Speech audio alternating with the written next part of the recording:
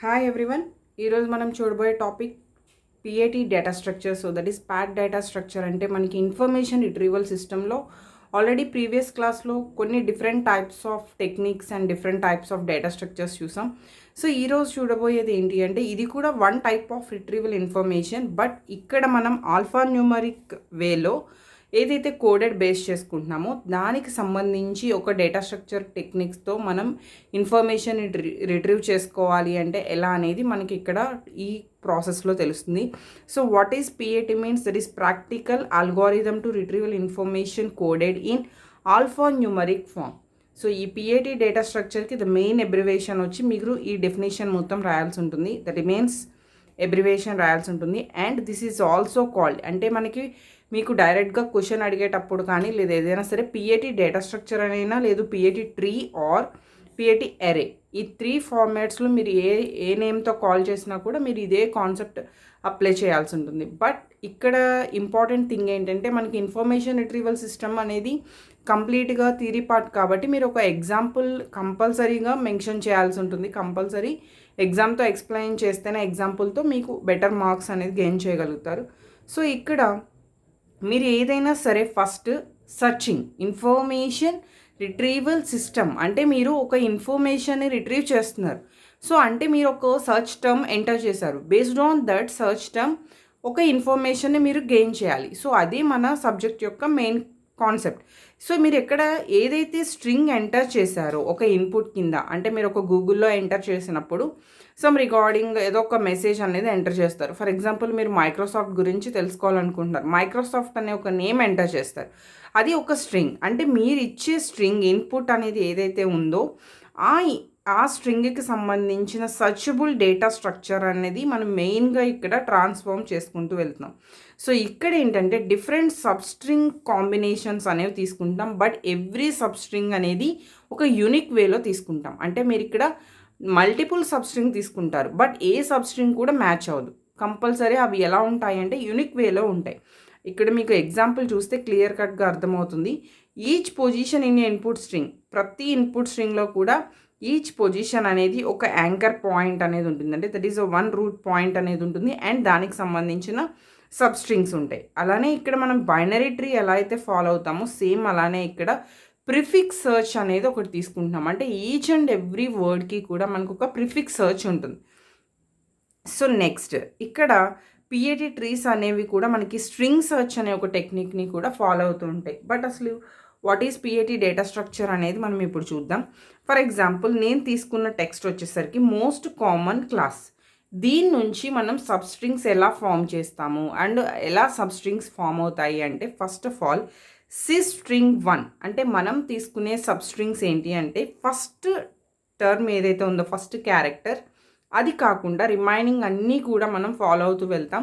So అలా ఏంటంటే 1 letter 1 letter 1 letter మనం కట్ చేసుకుంటూ వెళ్తాం. సో దట్ ఈస్ సిస్ట్రింగ్ అనేది first string most common class. Okay, next sistring 2 OST, that is మోస్ట్లో ఎం అనేది మనం తీసేసాం. OST common class. నెక్స్ట్ వచ్చేసరికి ఎస్టీ కామన్ క్లాస్. నెక్స్ట్ వచ్చేసరికి T common class. After that common class. After that O M M O N class. So ఇలా each and every string is unique, but ఒక్కొక్క స్ట్రింగ్కి మనం ఎలా మూవ్ అవుతున్నాము అనేది నేను ఇప్పుడు మీకు చూపించాను. మీరు ఏ టైప్ ఆఫ్ టెక్స్ట్ అయినా తీసుకోండి ఇన్పుట్ కింద, దాని నుంచి మనం ఫాలో అవ్వాల్సిన ప్రొసీజర్.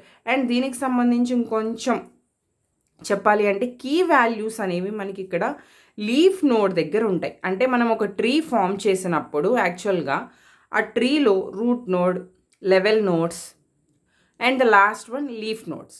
సో ఇలా తీసుకున్నప్పుడు మనకి కీ వాల్యూస్ అనేవి మెయిన్ ఎక్కడ ఉంటాయి అంటే లీఫ్ నోడ్స్ పార్ట్లో ఉంటాయి. మీరు ఎప్పుడైతే ఒక ఎన్ ఇన్పుట్ సైజ్ టెక్స్ట్ తీసుకున్నారో, ఫర్ ఎగ్జాంపుల్ మీరు తీసుకున్న టెక్స్ట్కి 15 అనుకోండి, 15 సైజ్ టెక్స్ట్ తీసుకున్నప్పుడు దానికి 15 లీఫ్ నోడ్స్ అనేవి ఫామ్ అవుతాయి. అండ్ దాని యొక్క లెవెల్ నోడ్స్ అంటే ఈ లెవెల్ నోడ్స్ ఏవైతే ఉన్నాయో before nodes, that is n-1 level నోడ్స్తో ఫామ్ అవుతాయి. So each and every text మీరు ఎంత నెంబర్ ఆఫ్ ఎన్ తీసుకున్నారో అన్ని నెంబర్ ఆఫ్ లీఫ్ నోడ్స్ అనేవి ఫామ్ అవుతాయి in PAT data structure. So ఇక్కడ అసలు ట్రీస్ అనేవి ఏ లాజిక్తో మనం ఫామ్ చేస్తాం అండ్ మనం తీసుకున్న టెక్స్ట్కి మనం తీసుకున్న సిస్ట్రింగ్స్కి ఈ పిఏటి ట్రీస్కి బైనరీ ట్రీ కాంబినేషన్ అసలు ఎలా ఫామ్ అవుతుంది అంటే నేను ఇక్కడ ఒక చిన్న ఎగ్జాంపుల్ చూపిస్తున్నాను. ఫస్ట్ ఇది చూడండి. ఇక్కడ యాక్చువల్గా 2 స్ట్రింగ్స్ తీసుకున్నాం, that is week and weak. ఇక్కడ రెండిట్లకి కూడా కామన్గా ప్రిఫిక్స్ ఉంది, దట్ ఈస్ WEEK WEAK. వీక్లో WE అండ్ ఇక్కడ వీక్లో WE అనేది ఫస్ట్ కామన్ ప్రిఫిక్స్. సో యాక్చువల్గా మీరు స్టోర్ చేయాలనుకోండి, దిస్ టైప్ ఆఫ్ స్ట్రింగ్స్ అనేవి మీరు ఒక డేటాబేస్లో డేటా స్ట్రక్చర్లో స్టోర్ చేయాలి అనుకోండి. యాక్చువల్గా దీనికి సంబంధించి కూడా మీరు కంప్లీట్ స్టోరేజ్ ఉండాలి అండ్ దీనికి సంబంధించి కూడా కంప్లీట్ స్టోరేజ్ ఉండాలి. అంటే టోటల్గా మీకు ఇక్కడ 8 క్యారెక్టర్స్కి మీరు స్టోరేజ్ తీసుకుంటున్నారు. బట్ ఇక్కడ ప్రిఫిక్స్, కామన్ ప్రిఫిక్స్ తీసుకోవడం వల్ల ఏమవుతుంది అంటే మనం WE అనే 2 స్ట్రింగ్స్ 2 క్యారెక్టర్స్కి కలిపి మనం ఒకే స్టోరేజ్ తీసుకున్నాం. Okay, after that EK and after that AK. So WE అనేది మనం 2 టైమ్స్ కామన్ ప్రిఫిక్స్ కాబట్టి 2 టైమ్స్ ఎట్ ఏ టైం మనం రెండిట్లకి 2 టైమ్స్ కింద మనం స్టోరేజ్ చేయకుండా ఒకేసారి స్టోరేజ్ చేస్తున్నాం, బట్ 2 టైమ్స్ యూజ్ చేస్తాం. అంటే ట్రీలో ఫామ్ చేసుకునేటప్పుడు, ట్రీలో ట్రావెల్ చేసుకునేటప్పుడు WE with EK and WE with AK. అయితే మ్యామ్ ఇక్కడ ఏది లెఫ్ట్ సబ్ ట్రీ కింద వేయాలి అండ్ ఏది రైట్ సబ్ ట్రీ కింద వేయాలి అంటే కంప్లీట్గా మనం ఇక్కడ బైనరీ లాంగ్వేజ్ యూజ్ చేస్తాం. ఈచ్ అండ్ ఎవ్రీ క్యారెక్టర్కి సమ్ యాస్కీ వాల్యూస్ తీసుకుంటాం. ఆ యాస్కీ వాల్యూస్తో మనం ఏంటంటే అక్కడ స్టార్టింగ్ లెటర్ ఏదైతే ఉందో, స్టార్టింగ్ బైనరీ డిజిట్, మనకి బైనరీ లాంగ్వేజ్ అంటే ఓన్లీ జీరోస్ అండ్ వన్స్ కాంబినేషన్లో బైనరీ లాంగ్వేజ్ ఉంటుంది. సో మీరు ఇక్కడ స్టార్ట్ చేసే లాంగ్వేజ్ యొక్క డిజిట్ ఏదైతే ఉందో దాన్ని బేస్ చేసుకుని మనం లెఫ్ట్ వేయాలా రైట్ వేయాలా అనేది బేస్ చేసుకుంటున్నాం. సో ఇక్కడ చూడండి, 0 అయితే లెఫ్ట్ సైడ్ వేస్తాము అండ్ 1 అయితే రైట్ సైడ్ వేస్తాం. ఫర్ ఎగ్జాంపుల్ మనం తీసుకున్న స్ట్రింగ్ యొక్క యాస్కీ వాల్యూస్ని బేస్ చేసుకుని బైనరీ కోడ్ మనం ఇదే అనుకోండి. సపోజ్ నేను జస్ట్ యావరేజ్ ఎగ్జాంపుల్ తీసుకున్నాను. 001100 అనే ఒక చిన్న మనం ఒక బైనరీ నెంబర్ తీసుకుంటే దీనికి ఒక ట్రీ ఎలా ఫామ్ చేస్తామంటే ద ఫస్ట్ వన్ 0 తర్వాత 0 అంటే మనం ఎటు వెళ్ళాలి, left side. So that is 0 and 0 తర్వాత 1 means right side, 1 and again 1 right side, again 0 and again 0.